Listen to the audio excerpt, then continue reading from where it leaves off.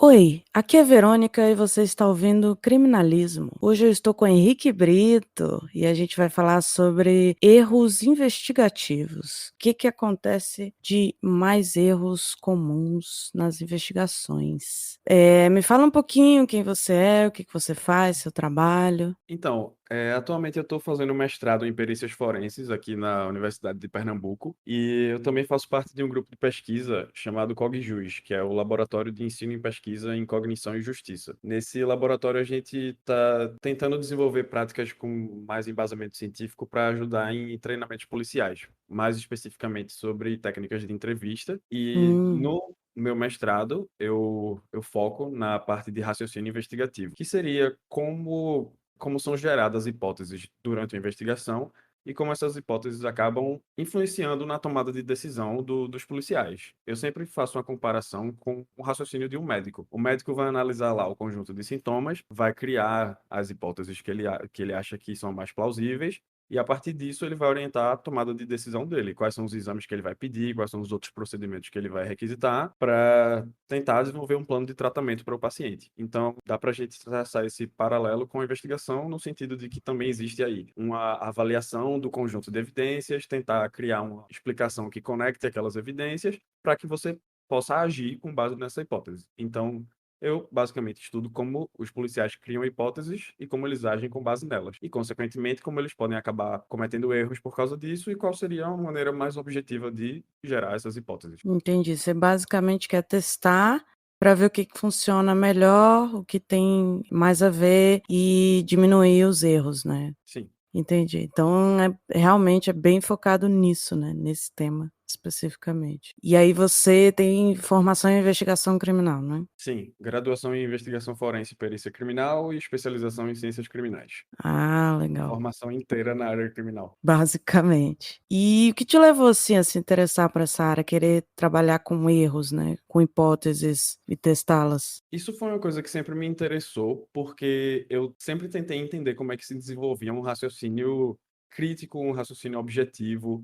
Então, eu tinha esse interesse já mesmo antes de entrar na área criminal. Eu sempre gostei muito de ler, por exemplo, sobre falácias, sobre erros de raciocínio em qualquer aplicação, não necessariamente na criminal. E aí, eu fui me aprofundando na área criminal, enfim, quando estava na especialização, percebi que eu estava unindo essas coisas. Eu sempre estava me questionando. Pô, mas por que eles não pensaram desse outro jeito? Como é que eles chegaram nessa hipótese? E aí acabei me interessando muito mais por isso e percebi que tinha muita relevância porque tem muitos erros sendo cometidos ainda e não existe uma forma sistemática de gerar hipóteses. A gente não tem muita coisa sobre isso aqui no Brasil. Na verdade, isso é uma coisa que está crescendo mais agora ao redor do mundo como um todo. Então, você não vai ver, por exemplo, um curso já muito bem estruturado ensinando você a gerar hipóteses do jeito mais objetivo possível e reduzindo drasticamente os erros. Isso está muito mais fragmentado e a gente está tentando juntar aí as evidências científicas para ver o que é que dá para fazer para reduzir esses erros. É muito importante, né, essa parte do estudo científico, né, da visão científica ligada à investigação, realmente não é muito utilizada, né. E tinha muito essa coisa de testando na prática, vendo o que funciona melhor e beleza, é isso aí. Com isso a gente tem vários problemas. Sim. Mas eu acho legal essa ideia de juntar tudo e fazer uma coisa só, né, seria interessante inclusive um livro, alguma coisa nesse sentido, né, mostrando os resultados, o sistema, como é que funciona melhor e tal.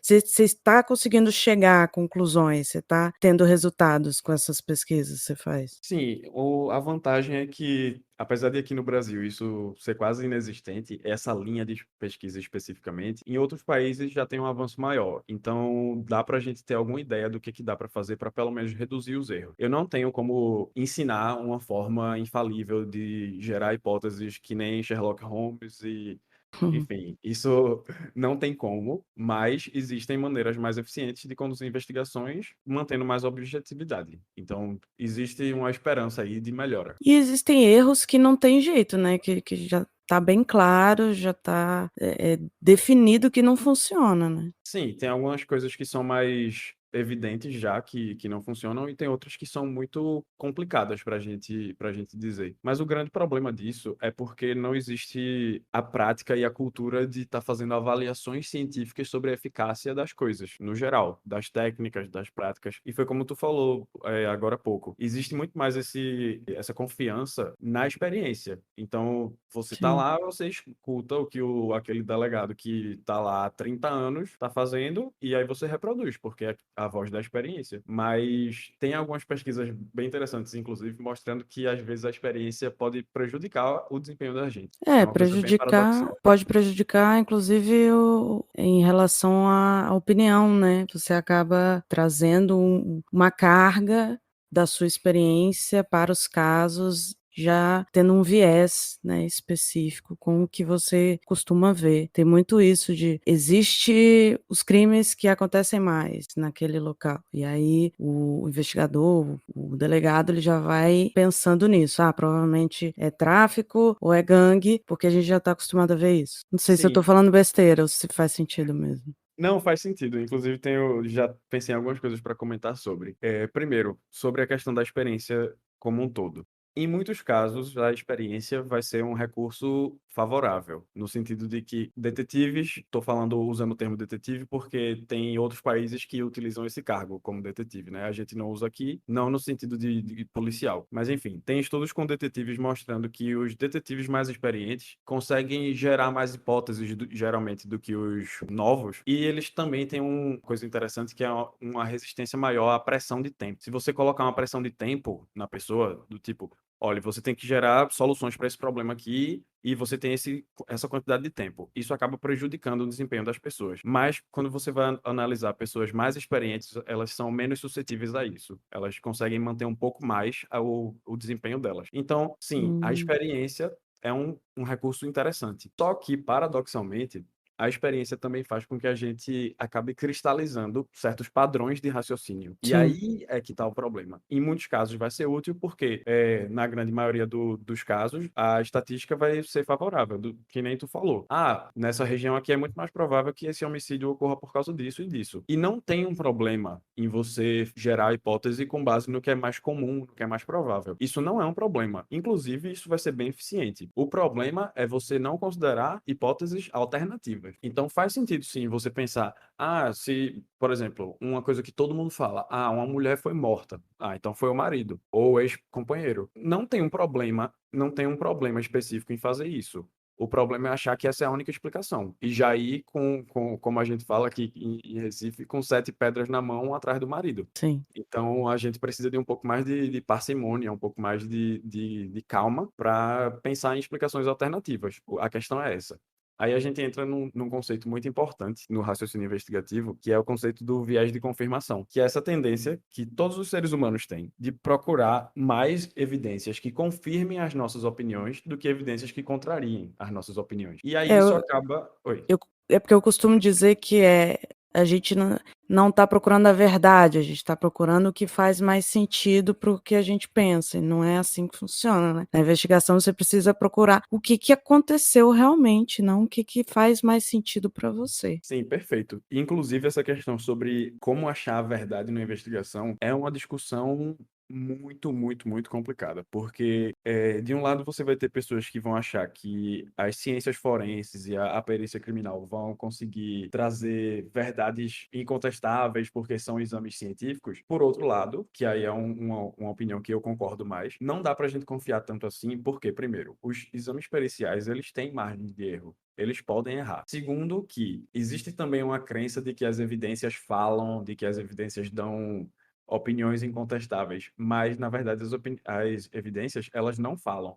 A gente que constrói uma narrativa para tentar conectar essas evidências e dá para fazer essa conexão com mais de um tipo de narrativa. Inclusive, eu tenho um exemplo bem legal para ilustrar isso aqui. É o seguinte: imagina que um homem foi assassinado na rua e aí uma testemunha fala que viu uma pessoa correndo, que estava perto da vítima, e essa pessoa saiu correndo. Aí você prendeu essa pessoa, que era um suspeito, você deteu ela, fizeram um exame de DNA e acharam o sangue da vítima nesse suspeito. E aí você para pensar nas evidências e tá parecendo um caso muito evidente. Não tinha nenhuma outra pessoa lá que foi vista correndo. Ele estava correndo, como se estivesse fugindo, e ainda por cima tinha sangue da vítima dele. Então, evidentemente, parece que ele foi o responsável por ter cometido o homicídio. Mas Sim. você pode simplesmente pegar essas mesmas evidências e construir uma narrativa diferente, de que esse suspeito estava andando na rua, viu o crime ou viu a vítima e tentou socorrer ela, e por isso se melou no sangue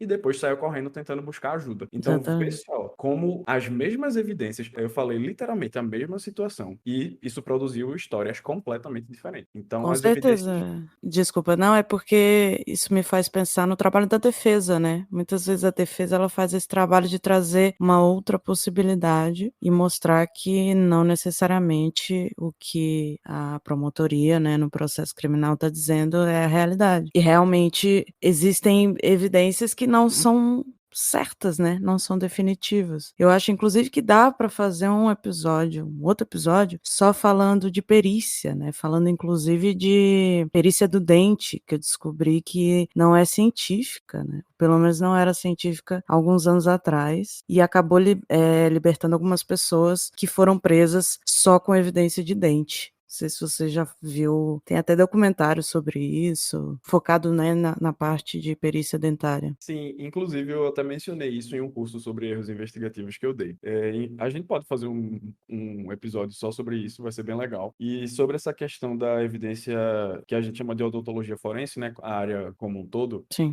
a questão específica que eu conheço do problema é a análise de mordidas na pele, de você Isso, tentar isso, fazer isso. uma comparação da mordida com a arcada dentária do suspeito. Isso aí É. realmente tem, já faz um tempo. Eu sei de um relatório de um comitê científico dos Estados Unidos criticando isso já em 2016, se não me engano.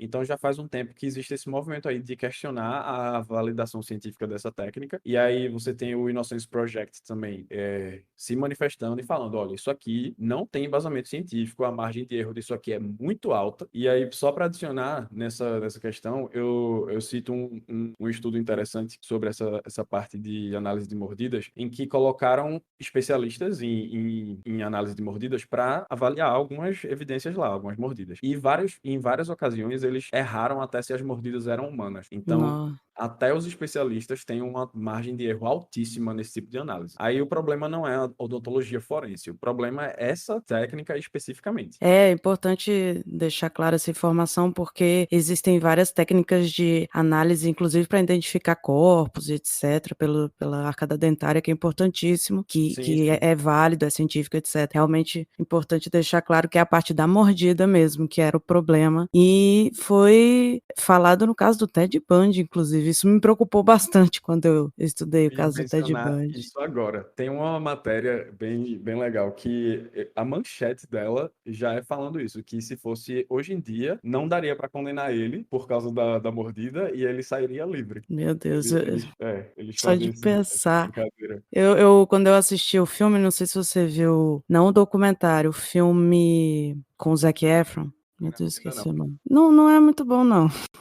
Eu recomendo só pra quem é da área mesmo, como análise. Putz, esqueci o nome do filme. É um filme com Zac Efron que conta uma parte da história do Ted Bundy, assim, e tem a parte do tribunal e mostra, inclusive, uma pessoa contestando, né, essa coisa da mordida. E eu, meu Deus do céu, fiquei preocupadíssima. Pois Mas é, realmente tem casos de pessoas que foram soltas por causa disso, realmente. sim, inclusive no site do Innocence Project você consegue ver vários dos casos, né, que eles trabalharam e que eles conseguiram inocentar as pessoas. E aí tem uma parte que é só pessoas que foram inocentadas por causa de questionamentos em relação à análise de mordidas. Tem um caso até que eu também usei como exemplo, e enfim, não lembro agora o nome do cara, mas ele foi preso por um suposto homicídio de uma criança e uma das evidências que ajudou a condenar ele era uma análise aí de mordidas de um especialista, porque tinha umas lesões lá no corpo da criança que pareciam mordidas. E fizeram uma comparação e aí, teoricamente, deu um match com a arcada dentária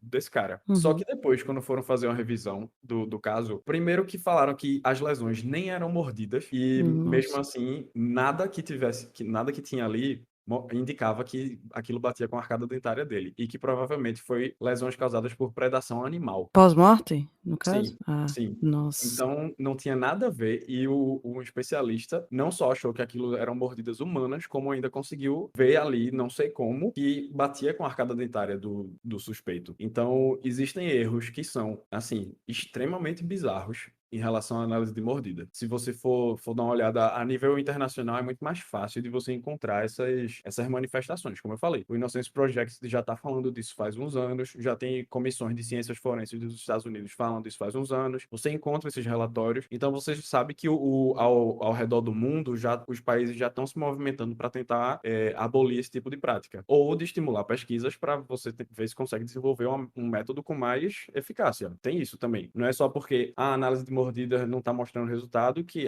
pronto, cancela, nunca mais ninguém menciona isso. Não, você pode continuar estudando, fazendo pesquisas, porque você pode acabar descobrindo alguma técnica mais eficiente. Mas do jeito que ela estava sendo utilizada, a gente não pode continuar fazendo isso. Exatamente, o documentário que eu vi sobre isso, ele tá em inglês, não tem legenda em português, se eu não me engano eu vi no YouTube, não lembro o nome, é um nome enorme inclusive, mas ele fala muito disso, de que não havia, o que mais preocupava as pessoas que trouxeram isso à tona, foi que não havia estudo científico antigamente, e aí eles passaram a fazer estudos científicos sobre isso, e descobriram que realmente não bate, que realmente não estava funcionando da forma como eles estavam fazendo, e aí a ideia é realmente você ir aprimorando, né, já que eles descobriram que dessa forma não funciona, então vamos ver se tem alguma forma que funcione, porque é uma área importantíssima, assim. Qualquer área de perícia, a meu ver, esse foco só no DNA não funciona, não é suficiente. A gente precisa investir em outras formas de perícia, de investigação, para poder conseguir,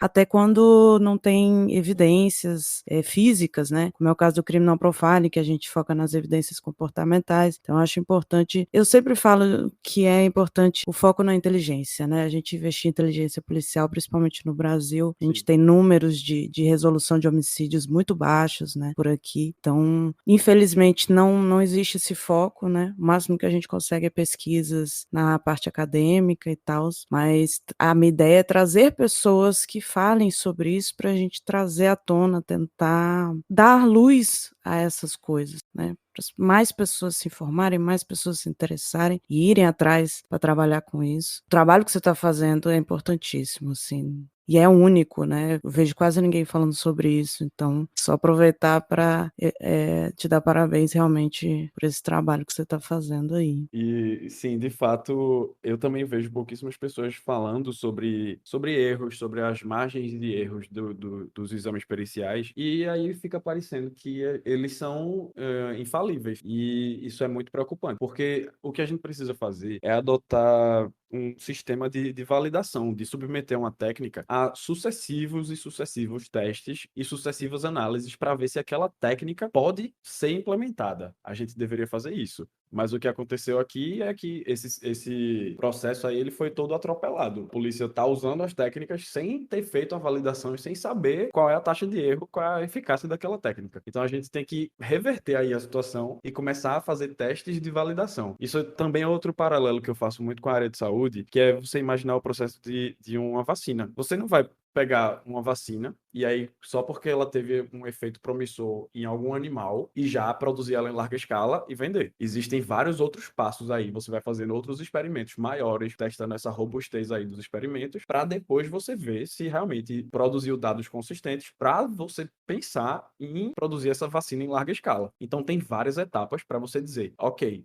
essa técnica aqui está sendo eficiente. Então, a gente precisa ter algum procedimento, pelo menos parecido, para a nossa área, para a área criminal como um todo, de, beleza, a gente vai testar isso aqui de várias formas, em várias populações, em várias situações, para entender como ela funciona. E aí, outra coisa que eu queria mencionar, que foi quando tu falou sobre DNA, que o foco também não pode ser só nele, e mencionou o profiling. Eu acho ótimo que tu tenha falado especificamente sobre essas duas áreas, porque geralmente elas são colocadas em dois pontos de um extremo, em dois extremos, que seria o DNA é a evidência mais, entre aspas, sólida que a gente tem, mais incontestável que a gente tem, e o profiling é a evidência mais subjetiva, é muito, mas o perfilador tá aí usando muito a intuição, esse negócio aí de psicologia não tem muita aplicação prática, não. Então, dá pra gente imaginar isso, né? Eles sendo pontos extremos opostos. Mas tanto o DNA quanto o profiling têm problemas, podem gerar erros, e a gente precisa entender as falhas dessas técnicas. E como eu falei, mesmo que o DNA ele tenha uma taxa muito alta de acerto, por exemplo, se eu comparei essa amostra aqui e deu um match com o seu DNA, muito provavelmente você, de alguma forma, o seu DNA chegou nessa evidência. Só que isso não conta a história. Isso não conta como foi, por que que você fez isso. Que nem o exemplo que eu dei do cara que estava correndo na rua e tinha sangue da vítima no corpo dele. Você vai fazer o exame de DNA e você vai achar o DNA da vítima nele. Isso conta a história? Isso não conta. Você que vai ter que interpretar e criar uma narrativa. Então, mesmo o DNA, a gente precisa ter um certo cuidado, porque não é só porque um exame de DNA deu positivo, deu um match, que isso está dizendo que alguém matou outra pessoa. Então, a gente tem que ter esse cuidado. E em relação ao profiling, aí também é uma questão muito controversa, porque primeiro que existem várias formas de você conduzir o perfilamento, de você fazer o profiling. E aí a gente vai ter, né? Análise de evidência comportamental, aí algumas pessoas vão para psicologia investigativa, enfim. E tem essas diferenças aí mais sutis. E também, se você for olhar a opinião de policiais ao redor do mundo, vai encontrar coisas muito divergentes também, no sentido de que tem policial que vai dizer, não, isso aí não tem nada a ver, isso é uma invenção, eles ficam falando umas coisas muito subjetivas que não ajudam em nada. E tem outras pessoas também que, em outro extremo, vão dizer, não, o profiling é ótimo, a gente vai ler a mente do criminoso e vai descobrir aqui pela cena de crime quem foi que fez, mesmo que a polícia não consiga identificar a lista de suspeitos. Então, são duas formas muito não irrazoáveis de entender o profiling. Ele tem sim falhas, existem casos documentados de pessoas que foram condenadas injustamente por causa de perfis criminais, mas também tem pesquisas mostrando que, em alguns casos, ele ajuda. Ele ajuda a polícia a economizar recursos, aumenta a taxa de elucidação de certos tipos de crimes, e aí a gente tem que ver. Isso geralmente acontece quando é feito de uma maneira científica, com essa testagem, com essa validação. Porque também você não pode usar o criminal profile como a evidência principal, a mais importante ou a única evidência para condenar alguém. A ideia é que seja uma ferramenta auxiliar da investigação para que facilite quando existem poucas ou nenhuma evidência física. É como se fosse é um auxílio. Ele está ali para auxiliar. Ele tem um processo que precisa ser feito também. E não é intuitivo. Então, o problema, eu acho, que existe principalmente não tem a formação correta, né? A pessoa acha que não precisa de formação para trabalhar na área, precisa de uma formação, precisa de um conhecimento, principalmente se for usar a psicologia investigativa e a análise de evidências, porque elas têm toda essa sistemática que a gente fala que é necessária dentro da investigação. O profile, ele tem uma sistemática. Existe controvérsia, existe problemas, existe, mas ela tem uma sistemática que precisa ser levada perfeitamente, digamos assim. E ser humano, né? Ser humano, ele é falho. Se você vai usar uma pessoa como ferramenta de investigação, você está sujeito a falha, porque a própria pessoa está sujeita à falha, né? Essa coisa mesmo que a gente falou de você, ao invés de procurar o que aconteceu, você procurar o que faz mais sentido para você. Se a pessoa ela vai carregada de julgamentos, carregada de visões específicas de mundo, espera que seja uma determinada coisa, a gente vai mais provavelmente chegar ao erro. Então, não é uma prática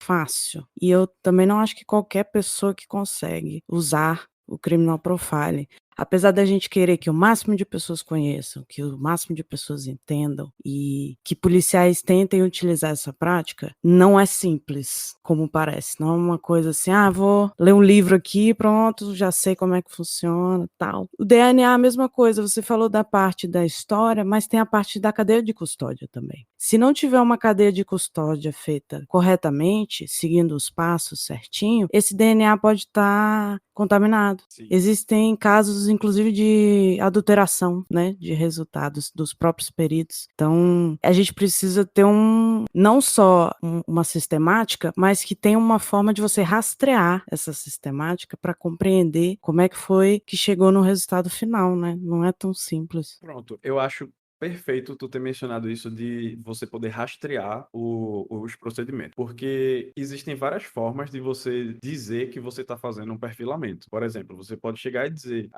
o criminoso usa vermelho porque isso tem um valor simbólico para ele, enfim, e você não tem muito embasamento para estar fazendo aquela inferência. Outra coisa é você chegar e falar, ó, com base nas pesquisas aqui sobre, sei lá, sobre agressores sexuais de desconhecidos, geralmente o que tem se encontrado é que 80% deles acabam deixando material genético, acabam deixando sêmen na cena de crime. Então existe uma probabilidade muito grande que a polícia vai encontrar sêmen na cena de crime, dadas as características da cena e do que aconteceu. Então, são duas maneiras muito diferentes de você estar executando esse perfilamento aí. Então, eu acho extremamente importante que exista essa prática de você embasar o que você está falando nas pesquisas e não de ficar tentando fazer inferências que eu chamo de ler a mente. Então, Sim. a gente não está em Criminal Minds. A gente não tem como ler a mente e adivinhar motivos das pessoas. Então, o que a gente pode fazer é isso, é ler pesquisas sobre o comportamento de criminosos e usar isso para ajudar a polícia. Por exemplo, tem uma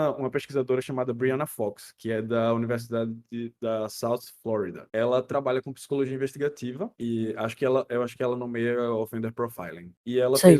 ela fez umas tipologias de invasores domésticos. E aí ela analisou, viu, ó, geralmente quando a gente encontra a cena de invasão desse jeito aqui, geralmente é um invasor mais velho, que tem já um outro trabalho. Aí, se a gente encontra a cena de invasão desse jeito aqui, muito mais desorganizado, geralmente é um invasor mais novo, que já tem um contato com a polícia antes. E aí ela testou esses modelos e ajudou muito na resolução desse tipo de crime. Então, ela usou isso que a gente está dizendo que deveria ser a regra, que deveria ser o padrão, de você cria os modelos teóricos com base nas pesquisas prévias, tenta usar experimentos para testar a eficácia desses modelos e sem fazer essas adivinhações. Ela não está lendo a mente, ela não está dizendo, ele está invadindo a casa porque isso tem um valor simbólico e é por isso que ele quis invadir. E você não tem como rastrear como foi que essa conclusão foi gerada, sabe? Sim, não tem como, você tem que ter uma análise por trás para você compreender o resultado. Você tem que entender de onde veio aquilo ali, ela precisa ter uma corrente analítica para demonstrar como chegou naquela conclusão, né. E você está falando de arrombadores então, no caso? Sim, isso. Pessoas que só entram Que em inglês seria burglar. Sei, sei. E outra coisa também, eu acho que também é muito importante a gente entender as limitações, até onde vai o profiling, até onde vai a psicologia investigativa, porque as séries e filmes, apesar de estarem atraindo a atenção, o que é muito legal, também acabam exagerando na eficácia da técnica. Você provavelmente não vai conseguir identificar o criminoso especificamente de uma lista de milhares. Você, no máximo, vai conseguir ajudar a polícia a reduzir essa lista de milhares para centenas, por exemplo, ou de centenas para dezenas. E aí é por isso que eu gosto muito Existem milhões de termos, né, para, enfim, perfilamento, profiling, offender profile, enfim. Eu gosto muito de um que é o Behavioral Investigative Advising, que seria alguma coisa Sim. como aconselhamento comportamental. Eu acho legal esse termo porque ele parece ser mais realista, no sentido de eu não vou adivinhar, não vou decifrar a mente do criminoso, eu vou dar um aconselhamento comportamental, no sentido de se a cena do arrombamento tá desse jeito, geralmente o criminoso tem essas características aqui. Então, provavelmente vocês vão gastar menos recursos e menos tempo se vocês seguirem isso aqui que eu estou dizendo. É mais provável. Então eu gosto dessa visão, de que você está dando um aconselhamento que está aumentando a probabilidade do crime ser solucionado e está aumentando provavelmente a velocidade com que aquele crime vai ser solucionado. Você não está lendo mente do criminoso, você não está desvendando a mente do ofensor. Então eu acho muito bom ter essa visão realista sobre o que seria esse trabalho. Sim, muita gente já faz isso dentro da polícia sem ser do profiling, tipo, quando consegue determinar que um criminoso é, por exemplo, militar. De acordo com a perícia, de acordo com uma análise técnica, ele consegue delimitar que é uma pessoa que sabe mexer com uma determinada arma que só um militar saberia mexer, por exemplo. Essas coisas são formas de profiling, você está diminuindo aquele campo de suspeitos para um tipo específico, e você vai e segue essa linha para encontrar a pessoa. Eu acho que esse que você está falando é o do Brent Turner, não é? Brent Turner faz. Ele chama, eu acho que ele chama de Behavioral Evidence Analysis, se eu não me engano. Mas também, enfim, tem esse termo aí de aconselhamento investigativo que eu acho que é bem realista. E também É porque, legal. assim, se você parar para pensar, os termos criminal profiling e offender profiling já estão muito, eu diria, acho que contaminados com a mídia, sabe? Então já existe essa atmosfera sobrenatural pairando os termos. E aí Fica acho que isso pode ser um problema. estigmatizado, né, também. É uma parte estigmatizada, outra parte idolatrada ao mesmo tempo. Porque se você falar, eu sou um profiler, sou um criminal profiler, algumas pessoas vão enxergar você como essa criatura sobrenatural que consegue ler a mente, decifrar a mente dos serial killers e entender os motivos deles. E outras pessoas também que tiverem, enfim, uma visão mais negativa vão achar que você está inventando coisa, que você não tem essa objetividade toda no trabalho. Aí Sim. pode ser problemático o termo, por causa dessa influência midiática. É a mesma coisa da psicopatia, né, vai criando um mito, né, uma fantasia em volta que faz com que as pessoas não compreendam a realidade, né. Se você usa Exatamente. termos específicos, esses termos eles já estão muito maiores do que a coisa em si. Exato. E com psicopatia e serial killers é o que você mais tem, assim, de exemplo. Você tá vendo aí Verdade. um aumento exponencial de séries, filmes, documentários sobre serial killers e sobre psicopatia, mas ao mesmo tempo você tá vendo que teve uma banalização desses termos, você tá vendo que todo mundo agora tá tentando fazer diagnóstico à distância. Todo mundo vê aí, sei lá, as notícias sobre Lázaro e aí já fica pensando, ah, não, ele provavelmente é psicopata. Só que você Hum. não faz um diagnóstico de psicopatia assim, você tem toda uma entrevista, enfim.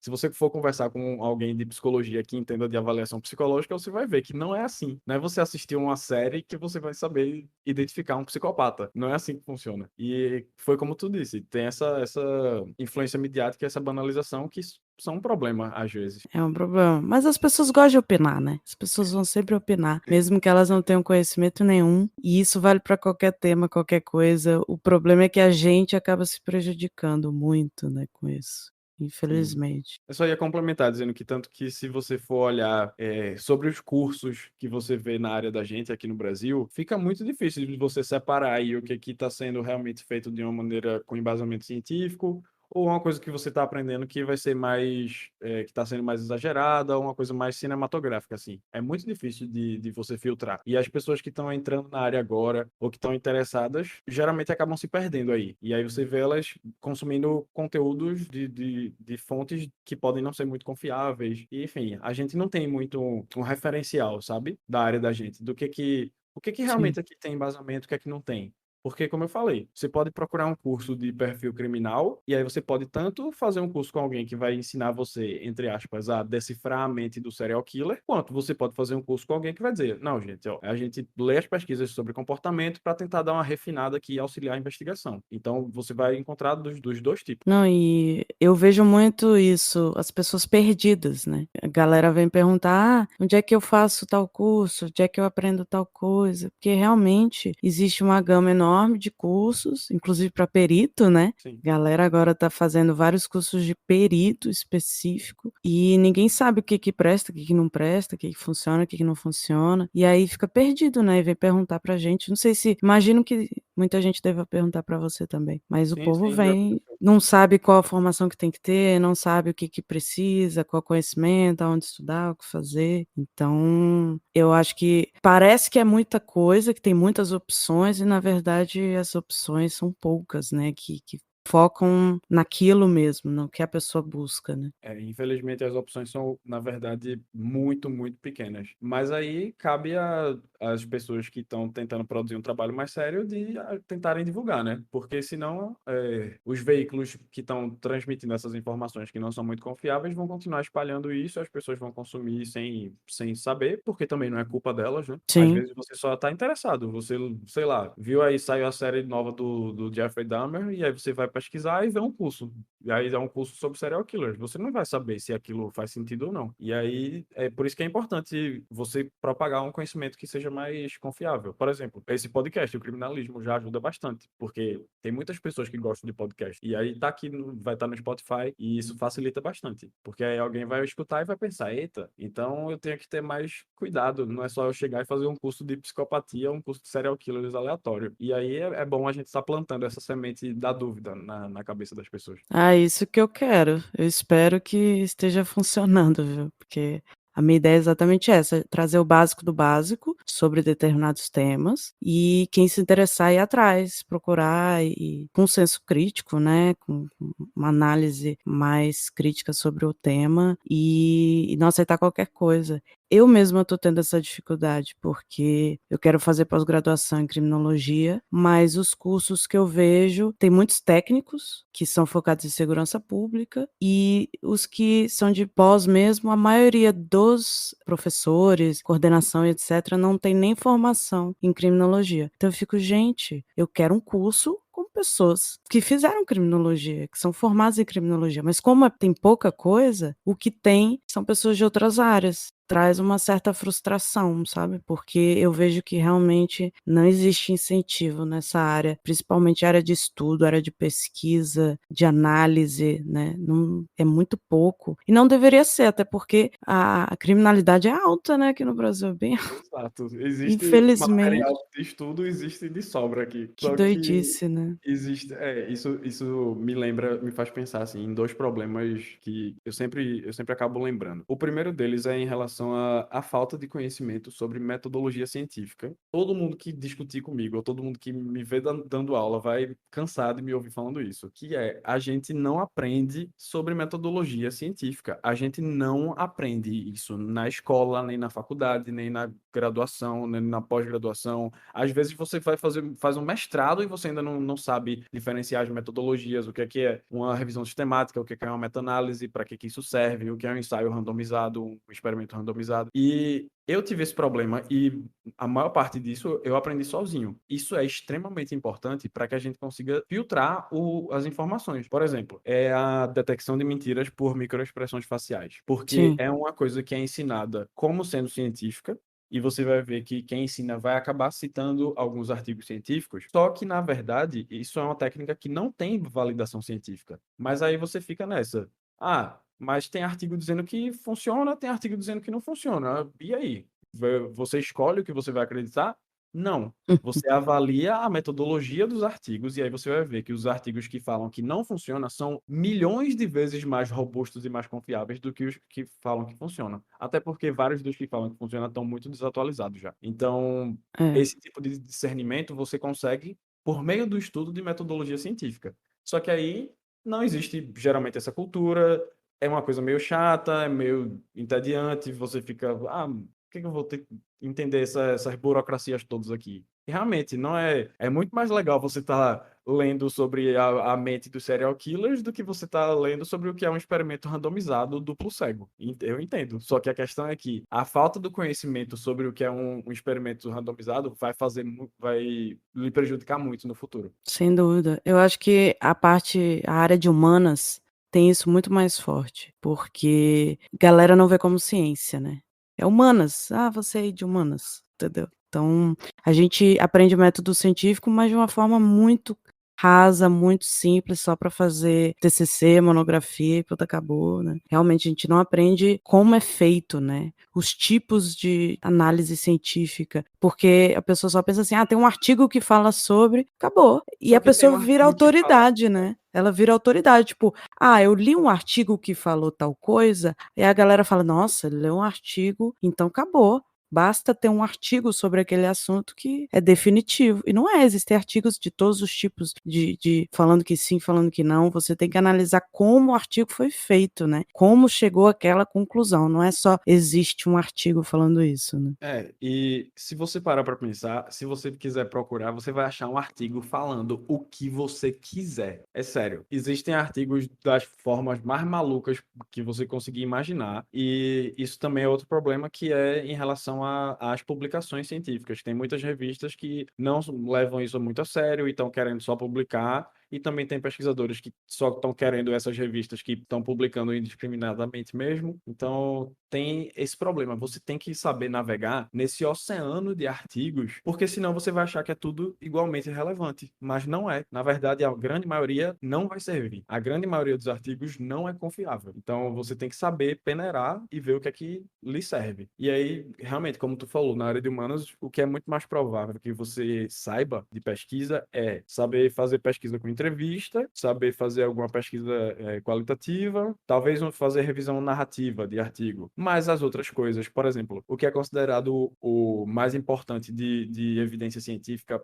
para testar a eficácia de alguma coisa é uma meta-análise, que é uma revisão sistemática que vai ter uma análise estatística lá, mostrando para onde esses artigos, esses experimentos que foram analisados, estão apontando. Se eles estão apontando mais para funciona ou mais para não funciona, e se funciona, qual é a magnitude aí desse efeito. Então tem uma parte de estatística. Só que eu não aprendi isso na faculdade. E geralmente as pessoas não vão aprender isso, por exemplo, fazendo psicologia. Só se você procurar ou se você se interessar para ir para essa parte de psicometria e aí você vai se aprofundar. Mas, no geral, as pessoas se formam sem saber. Realmente. E é uma forma de você filtrar, né, você chega à conclusão, uma conclusão específica de acordo com a análise de vários casos, né, de vários artigos e tal. Não conhecia não. Como é que é? Meta-análise?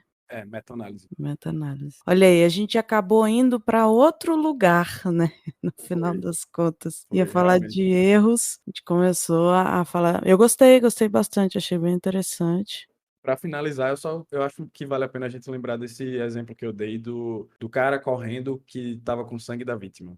Porque ele ilustra muito bem que, na verdade, as evidências não são incontestáveis, as evidências não estão falando a verdade absoluta para a gente. Tem uma Uhum, citação, inclusive, de um pesquisador chamado Itiel Dror, ele atualmente é uma das pessoas assim, mais eminentes nesse campo de erros investigativos. E ele fala: é verdade que as evidências não mentem, mas também é verdade que as evidências não falam. Então a gente tem que parar de achar que as evidências estão lá dizendo a verdade absoluta para a gente, porque na verdade é a gente que está inventando uma narrativa para fazer sentido daquela evidência. E aí dá para você criar várias narrativas. Então você não pode confiar na narrativa que faz mais sentido para você. sim, é realmente isso. Você falando isso, você me fez lembrar de um caso, não sei se você ouviu falar, de um homem que morreu com ele tinha alguma coisa na cabeça. Ele levou uma contusão, digamos assim, na cabeça, uma ferida na cabeça. E aí acharam que era homicídio e foram investigar para entender qual o instrumento teria feito aquela ferida e tal, teria machucado ele, matado ele. Só que ele estava sozinho, numa situação específica, dentro de casa, e a galera não conseguia entender, não conseguia desvendar, até que eles descobriram que, na verdade, foi um animal. Um animal tinha batido na cabeça dele e ele morreu. Agora eu não vou lembrar qual era o animal. Mas isso não é um caso isolado, já vi mais de um caso nesse sentido, de que um animal teria feito uma ferida na cabeça da pessoa que parecia ferida de um instrumento, acho que é contundente, não, é Pode aquele ser corto cortante, corte contundente. contundente. Corte contundente. Se você tivesse simplesmente olhado a ferida e falado: "Ah, instrumento corte contundente", ia pensar em homicídio, mas não necessariamente. Eles descobriram que tem um animal específico naquela área que ataca em determinadas situações e tudo batia para que fosse realmente esse animal e não um instrumento, sabe. Pronto, isso foi outro exemplo muito bom de como as evidências por si só não vão dizer nada. A gente tem que entender o contexto delas. E aí, por isso, a gente precisa desenvolver um raciocínio crítico, a gente precisa entender do que é realmente ciência, de como pensar de uma maneira científica. E tudo isso é muito importante, porque não adianta você saber usar técnicas mais avançadas. Por exemplo, se você sabe usar um espectrômetro de massa, ou se você sabe fazer uma análise de DNA, se você não sabe os princípios básicos de como raciocinar para interpretar aquilo. Então a gente tem que construir essa base primeiro. Antes de você querer fazer um perfilamento aí de um serial killer, você tem que saber pensar como um cientista. Ó, essa aí gostei, frase de efeito. Eu tenho várias frases de efeito, é mais forte do que eu. Mas eu gostei bastante, realmente. Não adianta, se você não tiver um pensamento científico, né, se você não tiver uma visão científica, como é que você quer analisar uma cena de crime, como é que você quer fazer uma investigação. E ninguém pensa sobre isso, ninguém fala sobre isso, né. Você e o Denis, eu acho que são as únicas pessoas que focam nesse lado científico e falam sobre isso, né, impressionante. A gente está trabalhando duro para tentar propagar isso mais no Brasil. É, vamos tentar, eu vou entrar nessa também, vou começar a Pronto, entrar. perfeito. Quanto mais ajuda, melhor. Que ótimo, Henrique. Então, acho que tá bom. Eu vou reiterar aqui o convite para a gente gravar um outro episódio. E aí, talvez a gente foque em casos não solucionados, outras coisas, mas acho que vale a pena a gente conversar mais sobre isso, né? O que que você acha? Beleza, tô disponível aí, a gente grava outro episódio. Maravilha. Então tá, eu vou agradecer mais uma vez. Muito obrigada por você participar, ter aceitado. Por favor, indique onde as pessoas podem te encontrar, suas redes sociais. Quiser falar com você, você conversa, você responde. Como é que é? Então, tem o Instagram, que é Henrique Brito, com 2 T's, underline crim, de criminologia, enfim. E podem falar comigo lá, sempre que eu tenho tempo livre eu respondo todo mundo e podem tirar dúvidas também. Enquanto é isso, tô bem aberto. Tenham Quando, paciência, viu? Porque ele é muito cheio de coisa. assim, eu não garanto responder rápido, mas eu sempre respondo. E quando tiver pronto o episódio, a gente compartilha e eu compartilho no Instagram, que aí o pessoal vê lá a minha. Maravilha. Então, por favor, procurem ele, enche o saco dele, fala: "Quero fazer pesquisa, quero trabalhar com isso", que a gente está precisando de pessoas para pesquisar, para trazer mais esse lado científico, né, para investigação. Exato. E é isso, muito obrigado e até mais. Obrigado, Verônica. Foi um prazer e nos vemos aí nos próximos episódios. Exatamente.